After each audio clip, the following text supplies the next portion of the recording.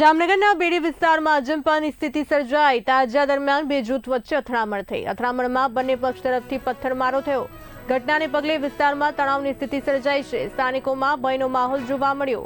ઘટનાનો video social media પર viral થઈ રહ્યો છે। પથ્થરમારો થઈ ગયો હતો। પરિસ્થિતિ જે છે તંગદિલી વરસાઈ। અજંપાની સ્થિતિ જામનગરના બેડી વિસ્તારના દ્રશ્યો છે, જેમાં બે જૂથ આમને સામને આવી ગયા હતા અને જે અથડામણ હતી વધુ ઉગ્ર બની ગઈ।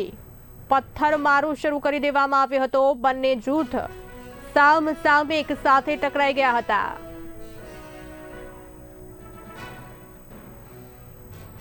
જામનગરથી સમાચાર। જામનગરના બેડી વિસ્તારમાં અજંપાની સ્થિતિ।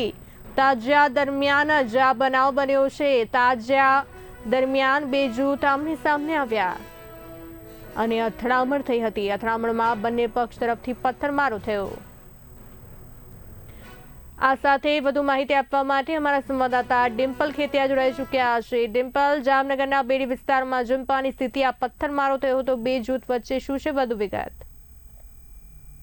જી બરખા, જામનગરના બેડી વિસ્તારમાં મોહરમના તાજિયા દરમિયાન બે જૂથ વચ્ચે અથડામણ સર્જાઈ હોવાની માહિતી સામે આવી છે। પ્રાથમિક વિગતો મુજબ બંને પક્ષ તરફથી પથ્થરમારી થયાની ચર્ચા ચાલી રહી છે। ઘટનાને પગલે વિસ્તારમાં થોડા સમય માટે તંગદિલીનો માહોલ સર્જાયો હતો અને સ્થાનિકોમાં ભય પણ ફેલાયો હતો। ઘટનાનો વિડીયો સોશિયલ મીડિયામાં વાયરલ થતા મામલો ચર્ચાનો વિષય બની ગયો છે। ઘટનાની જાણ થતાં પોલીસ તાત્કાલિક ઘટના સ્થળે પહોંચી પરિસ્થિતિને કાબૂમાં લેવા માટે કાર્યવાહી હાથ ધરી હતી। હાલ સમગ્ર મામલે તપાસ ચાલી રહી છે અને અથડામણ પાછળના કારણો અંગે વધુ વિગતો મેળવવામાં આવી રહી છે। પોલીસે લોકોને અફવાઓથી દૂર રહેવા અને શાંતિ જાળવવા માટે અપીલ કરી છે। ડિમ્પલજી, આમાં કેટલા લોકો ઈજાગ્રસ્ત થયા છે અને લઈને કોઈ માહિતી પ્રાપ્ત થઈ છે? હા, જોકે ઘટનામાં કોઈને ઈજા પહોંચી છે કે નહીં અને કેટલું નુકસાન થયું છે તે અંગેની સત્તાવાર માહિતી હજુ સામે આવી નથી। પોલીસે વાયરલ વિડીયો અને અન્ય પુરાવાઓ આધારે સમગ્ર ઘટનાની તપાસ શરૂ કરી છે।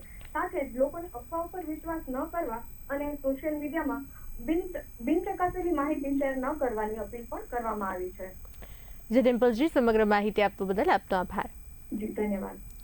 તો જામનગરના બેડી વિસ્તારમાં અજંપાની સ્થિતિ સર્જાઈ। તાજિયા દરમિયાન બે જૂથ આમને સામને આવી ગયા હતા અને પથ્થરમારો સુધી વાત પહોંચી ગઈ।